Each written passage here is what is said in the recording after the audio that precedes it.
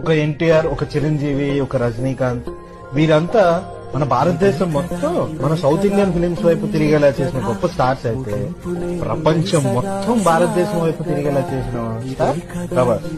ఇలాంటి హీరో మన తెలుగువాడు అవటం మన అదృష్టం. 6 అడుగుల ఎత్తులో ఒక అంగుళం కూడా గర్వం లేని వ్యక్తి.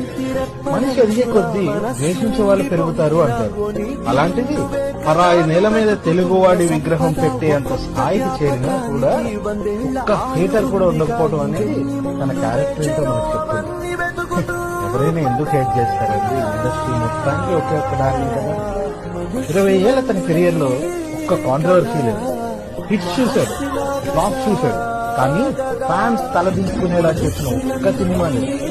ఒక చిత్రం కోసం 5 ఏళ్లు తన జీవితం ఇచ్చాడంటే అతని డెడికేషన్ ఏంటో నాకు తెలుసు. ఇంత చేసి బాహుబలి అనేది రాజమౌళి వల్లే హిట్ అయిందిరా,